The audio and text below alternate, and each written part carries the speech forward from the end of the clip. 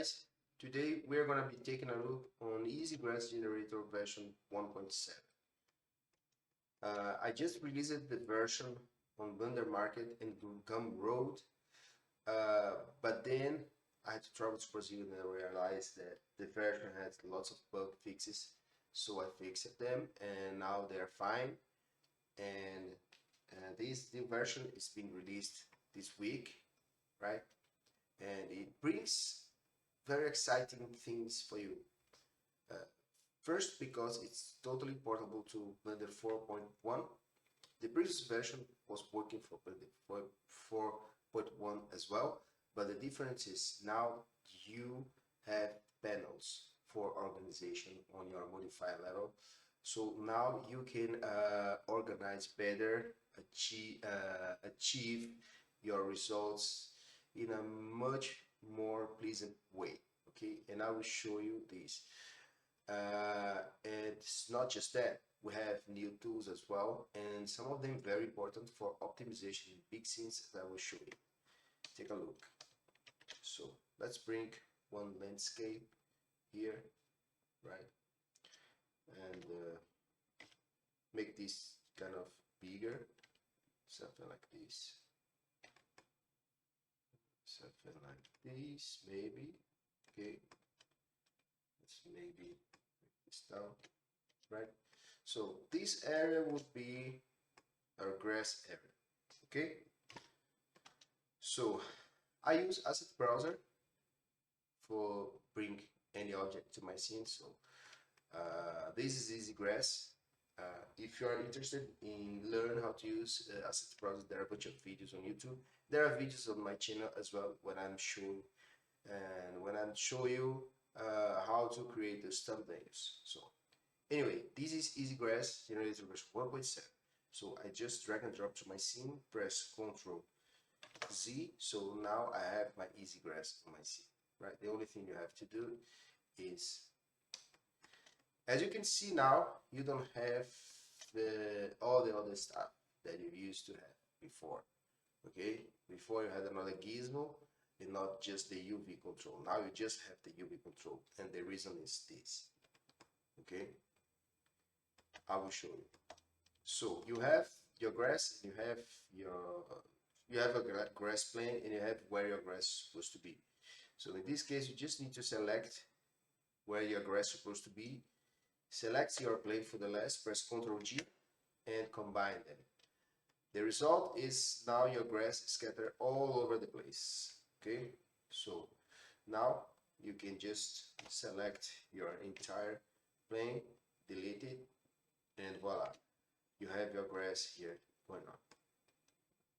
So as you can see here on the panel, so you now has everything on panels, right? So that's much better for visual. So if you want to go for optimization, you go here. If you want to go for your grass here, your ground, and so on. Okay, so that's much better for visuals, because sometimes if you have all those options available for you, it's really hard to track all of them, right? But if you close them and then you see, oh, I want to play around with the ground, you go in the ground and then you have just those options for the ground or the grass, right? So let's go to the new things. The main addition is for optimization. Now you have camera cooling. So when you press camera cooling, your grass is scattered just where the camera is, right? So if you change your camera, you see that the grass will basically follow your active camera, right? Let's bring it here. You see, your grass will follow your active camera. If you place another camera here, let's place another camera here. Camera, bring it up. Okay, and then if we make this camera here the active one, the system adapts to the new camera, right? So that's a big thing. Okay, the other thing is now you have these options, which is proxy. Sometimes it's hard to see the grass, for example, at this level, right? You can see the grass, but you want to be a better visual, so you can use proxy. and the proxy will bring you this way of seeing the grass. So sometimes it's more convenient for you to see like this, right? Change the camera, better visuals. Okay, so one more thing. Uh, you have the camera cooling optimization. You still have the view optimization, which if you turn it off, you will see the the whole grass scattered on your scene, and that's not good because sometimes if you have like a big landscape with grass and you turn this off, you may crash Blender because this is the representation of a small quantity of grass just for the viewport. Once you render it, the grass will be there fully. Let me show you, right? I will show you. But anyway, if you render this, if you render the grass here, you see the whole grass will be there, right? But this is more for the viewport because you don't want to mess around with your viewport in terms of performance, right? But you can see the whole grass is here, right?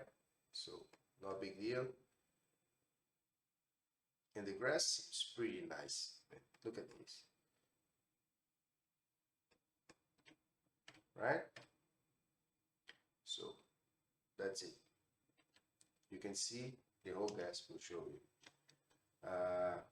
Let's bring it to proxy back. And in the camera cooling, you have screen range and you have location range. Location range is the distance from the camera, and screen range is the distance from the screen of the camera, right? I will show you here. For example, that's the screen of your camera right here, and you still have some grass going on around the surrounding areas. If you want to even cut it that more, you can do this, right? By defining a smaller range, right? But be careful because you may start to cut it out the grass from the edges. And if you want to define from the distance to the camera, maybe you have buildings here going on in front of the camera at this level and you really don't see the grass behind it. You don't need the grass to be scattered at so for performances, right? So what you do is reducing this guy, for example 20, and then you have the grass just at the range of this camera here, right? Right? So wherever you move your camera, your grass will be updated and the distance will be according to your camera at the level of 20. Okay? So for now you can see how the optimization works. For the sake of showing the rest of the tools, I will reduce a bit this landscape just in case, because it gets better in terms of performance, right? You see, now if you move your camera, it's better in terms of performance. All right, so let's bring this back, the range back maybe to 50, so it covers the whole thing. Okay, and let me show you the rest of it. Now you have grass, and the grass by default now is the grass thin, which is a thinner grass compared to the previous version. But the previous version is still here, it's just grass. Okay, and the difference is, let's remove proxy. The difference is the look of the grass. Look at this. You see, the thin grass it's more subtle, so it's suitable for more realistic small grass. Okay, but you can use any of them, doesn't really matter. You also have gravel, right, which is those little stones that you have sometimes on landscapes for archviz. Okay, let's put a view, let's remove view optimization so we can see more or less the gravel. as it will be, okay? And you can change the material of your gravel anytime, just changing the material of your grass, right? You can put any material for your gravel. I don't know, let's put gravel, maybe. Let's bring this guy up to 50, maybe. I just want to show you. Bring this guy maybe 1.5 or something like this, right? And maybe put this at 100 and see how it renders, so you guys can see what I'm talking about. So it's this kind of stone, right, that you may have in some landscapes, and that's maybe interesting for you to have. But that's not something that is related to grass. I just wanted to put it here because of possibility of having this your landscape, and that's convenient, right? Let's bring it back for the thin grass and bring it to the original size, right? Something like this, maybe 100. It's enough. All right, so that's the grass panel. That's optimization. So you have the ground. Now you can change the material of the ground here. Okay, you have different kind of grounds, right? If you put this AGG ground, you will notice that you have the same as your grass. So this is controlled by this is the same as your grass. However, the material. However, you can go here to the material, which is here, okay, and check this out and control the the intensity of your ground compared with your grass here. Also, the other thing that I have changed is the material of your grass, right? So now you can go to the factor and bring the texture of your soil, which is this one here, right? In here. Something like this, right? And you can have that control, you can control it here, right? How much grass and how much soil here, right? The same thing is this guy. Let me show you. Let's bring ground grass, right? So this ground grass material, which is this one, ground grass, the UVW of this is controlled by the UVW box, which also control the UVW of your grass, right? How your grass will look like, okay? And the material is here, right? And this is the same idea as before. So you have your texture of your grass here. To access that, you just need to go here, change your grass texture, or to access your ground texture, you go here, change your ground texture, okay? And you can play around with it here, the same way you did before, right? And you can play around with the hue of it, with the saturation, and with the value of it, okay? So, and also, of course, you can use your own textures for the ground. That doesn't really matter. Okay, let's bring the grass back. And let's check out the other options. Yeah, you see the material now is much easier to play around with. All the materials are basically like this. The materials of the grass, the material of the ground, the same thing. Okay. Now you can have your grounds extra on and off here. Okay, you can see the ground extras. Let's remove the grass, just so you can see. Your ground extra is the amount of branches or little dirt is on the ground, you can increase it, right? And scale it as well. See? All those things. Okay? You have the flowers, the amount and the scale as well. So you can turn it on and off. The flowers just make sense with the grass. So you can turn it on and off, right? Little flowers scattered all over the place. Tall grass, the same thing. Like for you paint the tall grass, you just need to go here under your object, color attribute, tall grass, and then you go to vertex paint, right? You use the paint on black, right? You press X, you change it, and then you start to paint. You will have your tall grass, right? All over here, right?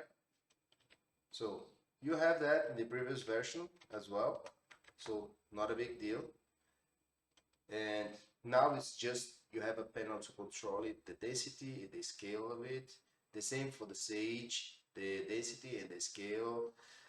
And the other different thing that I did is wildness, because I realized that sometimes it's hard to set up the wildness if you have your optimization viewport, because now you can't really see how far the grass is going. Okay, for example, if you want to try to see the grass here, let's remove this and see the full amount of grass, right? So you have this. Okay, if you want to see the wildness and you play with the wildness here,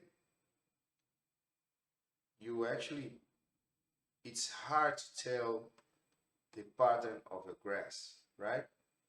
However, if you press wildness visualization, it brings you these cubes that you can see better the scale of your grass wildness, right? So you can play around better the scale of your wildness and having the results that you want, okay, in a better way, right?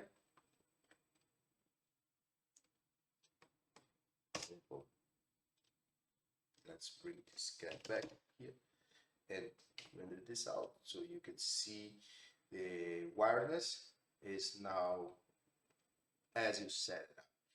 Before, it was difficult to get this point unless you were seeing on your rendering. So what I was doing was I was just making the grass in a very small area so I could see it in a render and play around with the scale. Now you don't need to do that. You just go to wildness visualization, and then you can play around with there, see what's going on, and then bring it back again. So you had all set it up for you. Basically, that is the main thing, right? Now you have your surface contact. So what is the surface contact? Is let me show you. You have a plane, okay, and this plane is somehow here. Let's say that, and you don't want the grass trespass your plane. You just need to press contact on and off and put the collection here. Let's say that your plane is inside the new collection. Color anything, doesn't matter, right? And you just need to add this collection here and turn it on and off. So now you can see that your grass is kind of removed. Of course, there's a distance. Now the grass beneath, it's too beneath. Okay, what you can do is extruding it, and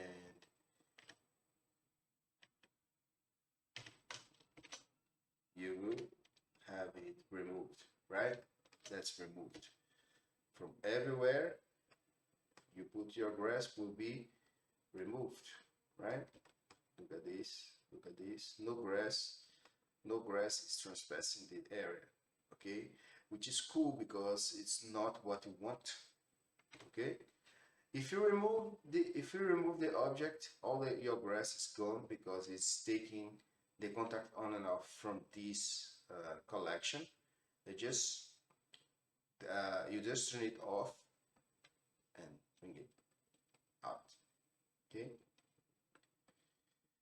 And that's pretty much it. Those are all the news for the easy grass. I hope you guys like it. This is much better to use in our daily workflow, and I did all those changes because I was working in a huge project and I need to scatter grass all over the place in that project, and it turns out that it was too much grass. It was an entire neighborhood full of landscapes, and if Bender tried to scatter the grass everywhere, it would always crash or running out of GPU memory, right? But with these optimization tools, it could really help to build up a setting that the grass was rendering everywhere and fast using camera cooling, right? And the camera cooling, the way you can use it now, it's just possible in Blender 4.1. That's why I was waiting for it to update it. I hope you guys like it, and if you like, subscribe my channel. I have other videos, I have other tools, the links are below. Tools that can help you to build whatever you want in a faster way, and those are tools that I created for myself first, and then I decided to release that for people that want to get some facilities on building things, especially for ArcVis, which is the area that I work the most. Okay, see you guys soon. Take it easy. Bye.